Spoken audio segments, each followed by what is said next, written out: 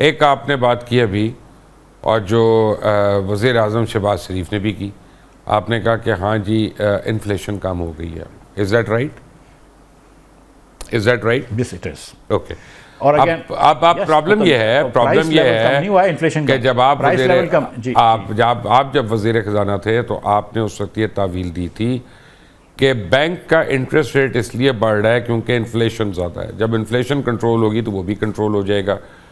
تو انفلیشن ہمیں بتایا جا رہا ہے 29 سے 9% پہ آ گئی ہے, لیکن بینک کا انٹرسٹ ریٹ تو 22% سے 12% پہ نہیں آ رہا, یا سنگل ڈیجٹ پہ نہیں آ رہا. تو یہ عوام کے ساتھ آپ کی فج پالیسیز ہیں یا فج فگرز ہیں, یا انٹرسٹ ہمیں دینا ہی دینا ہے بس؟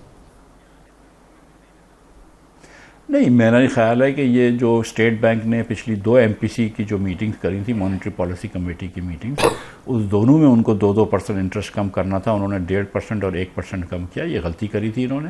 آج ویسے ہی انٹرسٹ ریٹ 16-17% سے زیادہ 17 سے اوپر نہیں ہونا چاہیے تھا.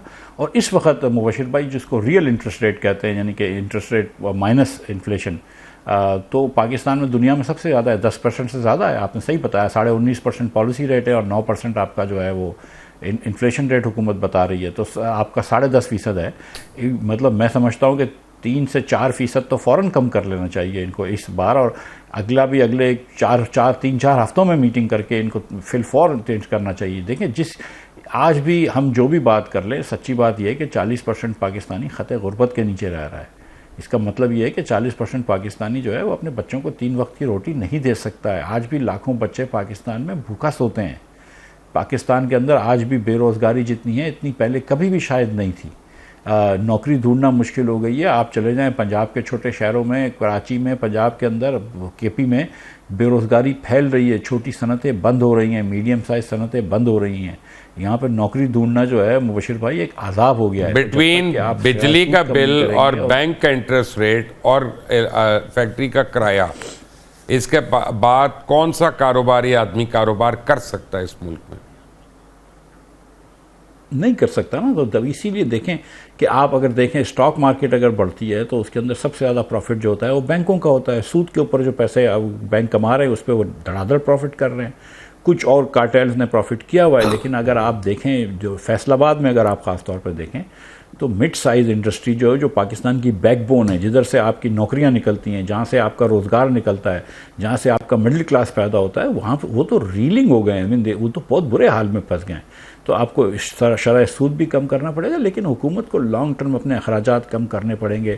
حکومت کو بجلی کے ریٹس کے اوپر کچھ مطلب خالی باتیں کرنا کافی نہیں ہے. بجلی کے ریٹس کم کرنے ہوں گے, اس کی نجکاری کی طرف جانا ہوگا, ٹیکسز کم کرنے پڑیں گے. میں تو کتنی مرتبہ میں نے اور شاید عباسی نے کہا تھا کہ آپ لوگ اپنے ٹیکسز کم کر دیں تاکہ بجلی کے ریٹس کم ہو جائیں. آپ وہ بھی نہیں کر رہے.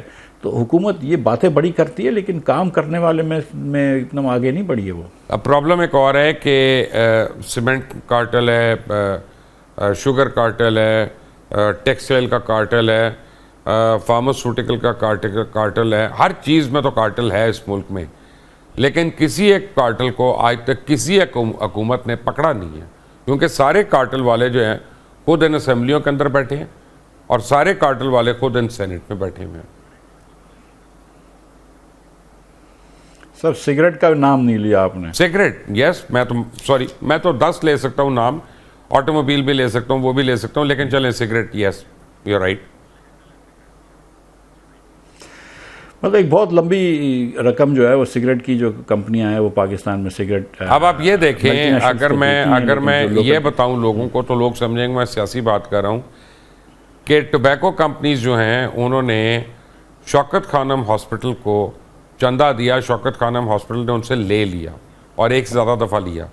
دنیا کا کوئی اور ملک ہوتا وہ اسپتال بھی بند ہوتا اور وہ کمپنیاں بھی بند ہوتی. یہ اتنے سخت قوانین ہیں اونلی ان دس کنٹری. میں تو سر یہ اس پہ تو میں نہیں تبصرہ کرتا, لیکن میں آپ سے اتنی گزارش ضرور کرتا ہوں کہ یہ 200 ارب روپے کی آپ ضائع کرتے ہیں, 100 ارب روپے سے اوپر آپ ضائع کرتے ہیں ایکسائز ٹیکس سگریٹ کے اوپر, کیونکہ لوکل کمپنی سگریٹ نہیں بھرتی. 200 ارب روپے کا آپ کا ٹیکس PDL کی چوری ہوتی ہے, کیونکہ ایران سے جو ہے ڈیزل آ جاتا ہے ان آتھرائزڈ. اس میں آج کل تو رکا ہوا ہے نا, بہت سارے لیکیجز ہیں. اگر سر میں آج کل نہیں تھا لیکن میرا نہیں خیال ہے کہ رکا ہوا ہے. پاکستان میں 35% جو ہے وہ ڈیزل جو ہے وہ اب now coming back to one important point, کیونکہ 2 دفعہ آپ وزیر خزانہ رہ چکے ہیں، لیکن ہم یہ دیکھ رہے ہیں کہ پاکستان کی حکومتیں، میں ایک حکومت کی بات نہیں کر رہا، میں تمام حکومتوں کی بات کر رہا ہوں، اور جس میں پرویز مشرف کو بھی انکلوڈ کر رہا ہوں. یعنی یہ نہیں کہ میں فوج کی معاونت کر رہا ہوں، میں ان کے بھی خلاف، یعنی ان کو بھی آپ کے ساتھ ہی کھڑا کر رہا ہوں. اور وہ یہ ہے کہ آپ لوگوں نے ٹیکسٹائل انڈسٹری کو اس ملک کا داماد بنا کے رکھا. ہم نے دیکھا ہے کہ بنگلہ دیش کا جو ماڈل کولیپس ہوا ہے، one of the major contributing reasons is the textile industry ان کے اکنامک کولیپس کے اندر. اور آپ پاکستان کو بڑی تیزی سے اس طرف لے کے جا رہے ہیں. تمام حکمران ٹیکسٹائل والے ہمارے داماد کیوں بنے ہوئے ہیں؟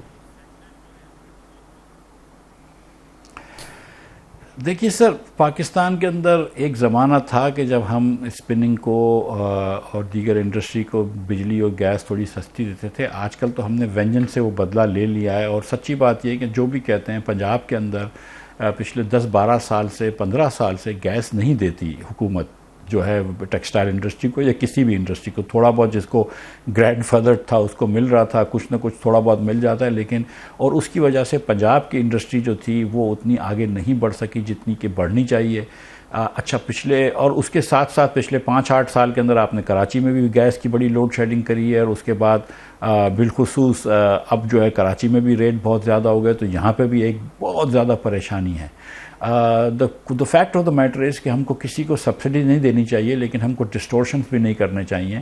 اور ہم کو یہ بات سمجھنی بھی چاہیے کہ اگر پاکستان میں صرف ٹیکسٹائل انڈسٹری آگے بڑھ رہی ہے اور دیگر انڈسٹری نہیں بڑھ رہی تو اس کی کیا وجہ ہے، اور ہم دوسرے لوگوں کو کیوں چانس نہیں دے رہے، کیوں دوسرے لوگوں کو وہ لونز نہیں دے رہے، کیوں دوسرے لوگوں کو مراعات نہیں دے رہے. یہ بات آپ کی ایک دم درست ہے، لیکن میں یہ سمجھتا ہوں کہ ہم کو پرائسنگ ایسی کرنی چاہیے یوٹیلیٹیز کی کہ ہماری انڈسٹری جو ہے وہ دنیا بھر سے کمپیٹ کر سکے.